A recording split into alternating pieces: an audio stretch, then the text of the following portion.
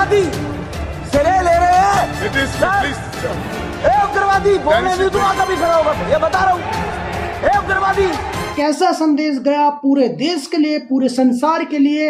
एक ऐसा घिनौना घटिया संदेश गया कि बीजेपी का एक एमपी है, एक सांसद है, और वो एक मुस्लिम एमपी को इस तरीके से अभद्र भाषा का इस्तेमाल करता है।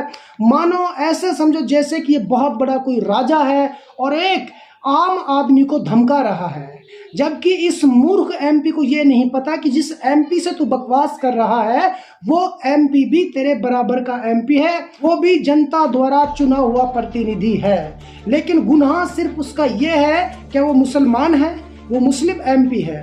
तो दोस्तों इसी को लेकर के आज पूरे देश में बवाल मच रहा है और एक गलत संदेश नए संसद से गया है कि नए संसद के अंदर एक मुस्लिम एमपी की किस तरह से बेइज्जती की गई, कटवा कहा गया, मुल्ला कहा गया, दाढ़ी टोपी वाला कहा गया, उग्रवादी, आतंकवादी, तमाम जो सीमाएं होती हैं, जो मर्यादाएं होती हैं, संविधान और लोकतंत्र की जो सीमाएं होती हैं, उन तमाम मर्यादाओं को लांघ कर पार कर दिया इस बीजेपी के गंदे और घटिया एमपी ने। दोस्तों इसी को लेकर के अब ओवैसी साहब का एक बयान आया है, जिस बयान में ओवैसी साहब कहते हैं कि ये बीजेपी का एमपी एक बार मुझे दबाने के लिए भी खड़ा हुआ था, तो मैंने इससे कहा था बैठ जा, तेरी औकात नहीं है कि तू ओवैसी की जबान का मुकाबला कर सके। चलिए दोस्तों यहाँ तक तो ओवैसी साहब ठीक कह रहे हैं, लेकिन इसके बाद ओवैसी साहब कहते हैं कि मैंने राहुल गांधी को चैलेंज कर दिया कि राहुल गांधी आइए हैदराबाद तेलंगाना और यहाँ से चुनाव जीत करके दिखाइए।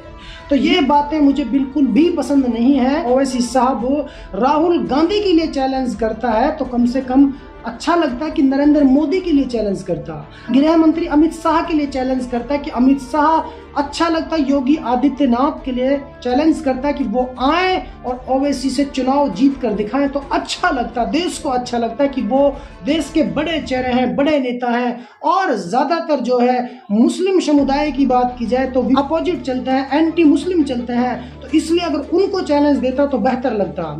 लेकिन ओवैसी साहब किसको चैलेंज देते हैं? राहुल गांधी को चैलेंज देते हैं। तो ये बात मैं आज ओवैसी साहब को बताना चाहता हूं कि राहुल गांधी का कद इस देश के अंदर इतना बढ़ चुका है कि राहुल गांधी कहीं से भी और किसी भी क्षेत्र से चुनाव आसानी से जीत सकता है। हालांकि पक्ष नहीं है किसी का भी, निष्पक्ष बात कर रहा हूं, जो सच्चाई है उसे आपको बता रहा हूं कि ओवैसी साहब को राहुल गांधी के लिए चैलेंज नहीं करना चाहिए।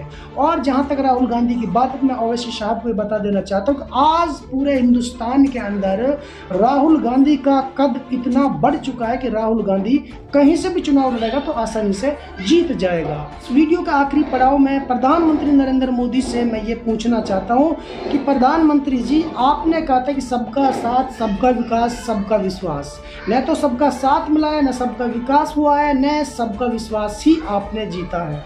कहाँ गई आपकी वो मन की बात कि आपकी सरकार द्वारा बनाए गए नए संसद में और लोगों को नए भारत के सपने दिखाने वाले प्रधानमंत्री नरेंद्र मोदी जी, आपके इस सदन में, आपके इस नए संसद में एक मुस्लिम एमपी को सरेआम घुसपैठी, उग्रवादी, आतंकवादी, कटवे और मुल्ले क्या क्या शब्द कहा जाता है और बाहर निकल देख लेंगे तुझे, इस तरह की धमकी दी जाती है। तो बताइएगा, क्या आपके संसद में घुसपैठी, उग्रवादी घुस जाते हैं तो फिर आपका लॉ एंड ऑर्डर कहाँ गया है?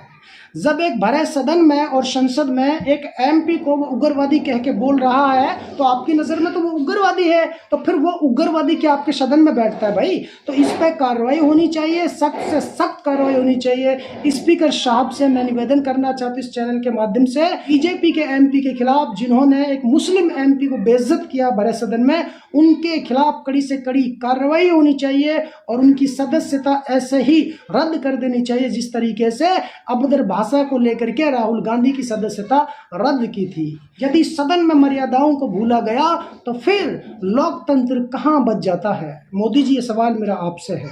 दोस्तों यदि आप हमारी इस वीडियो को फेसबुक पेज पर देख रहे हैं तो हमारे पेज को लाइक कीजिए, शेयर कीजिए। यदि इस वीडियो को यूट्यूब पर देख रहे हैं तो हमारे चैनल को सब्सक्राइब कीजिए और बेल आइकन घंटी को दबा दीजिए।